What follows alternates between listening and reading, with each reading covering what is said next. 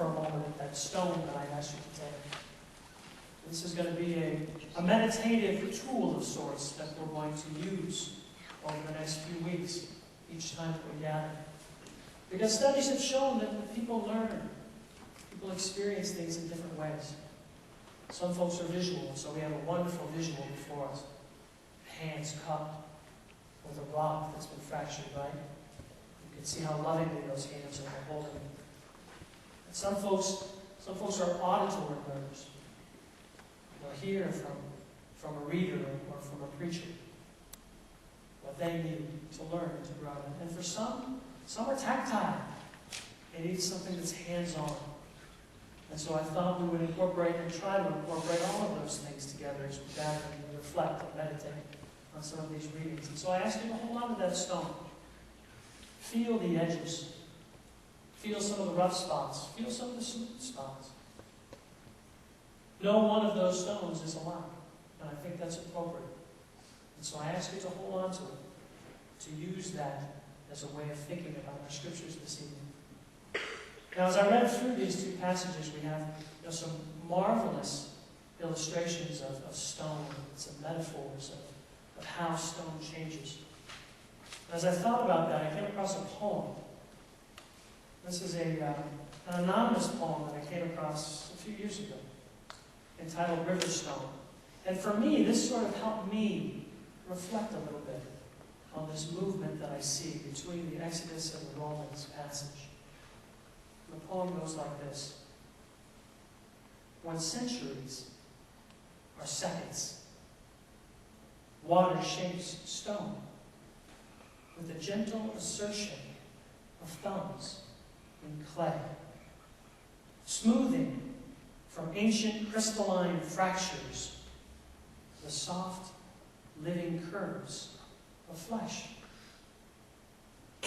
Be water to my stone, so I may rest in your hand, smooth as a fresh-picked apple, cool as a stone left by the river.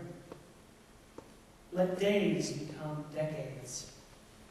I will give your shaping flow the grit that discovers the flesh in stone.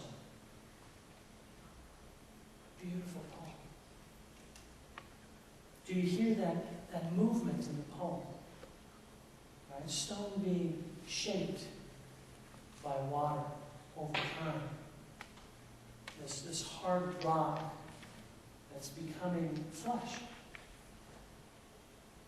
And we hear that same movement in our scriptures, don't we? We have these tablets of stone, right, that are the foundation of our faith.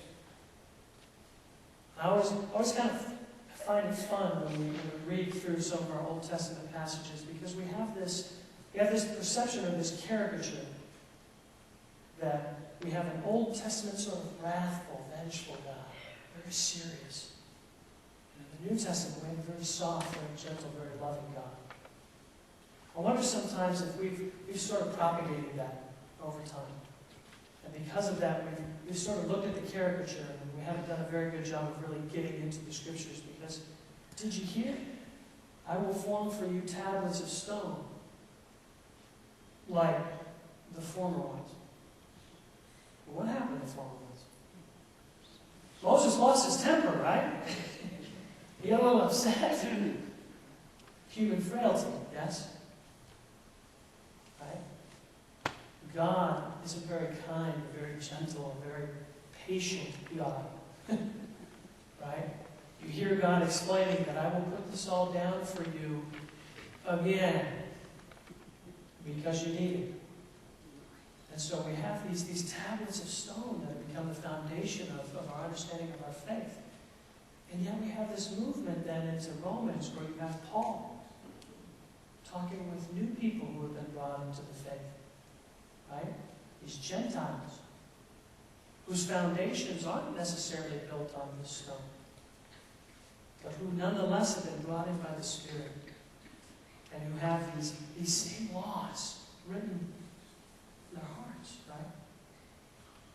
And so we're called to have this movement as those who would be in a relationship with God, Sort of like in the poem, right? To be open. Be water to my stone, Lord. Right? Allow your water to move over me. Understanding that it's going to take time. Understanding that the water is probably going to work into those places where we have cracks. Those places where maybe our anger gets the best of us, just like Moses, right?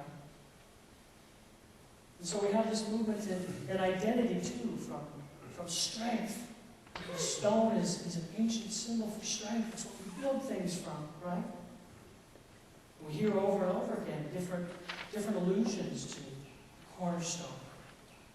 And over the coming weeks we will get to that as well. So we have this symbol of strength, and yet we also have this symbol of struggle, don't we? The stone that causes us to stumble. So what I love in our scriptures this evening is this movement.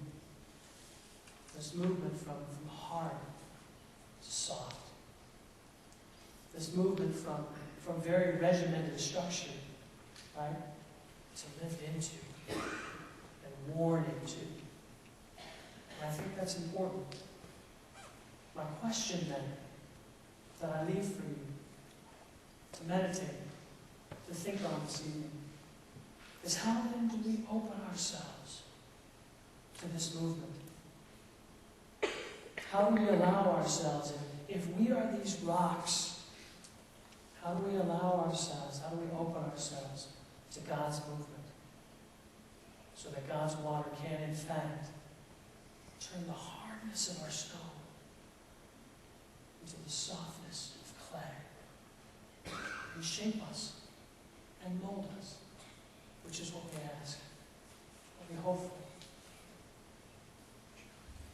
Let me read for you again this poem, and then I invite you to take a few minutes in silence, which is what we will do each week.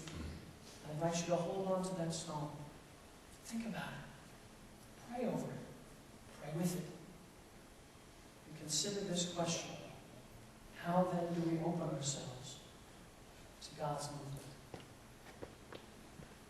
When centuries are seconds, water shapes stone with a gentle assertion of thumbs in clay, smoothing from ancient crystalline fractures the soft living curves of flesh.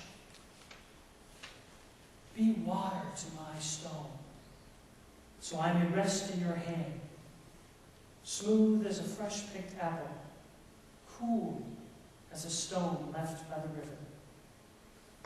Let days become decades. I will give your shaping flow the grit that discovers the flesh in the stone.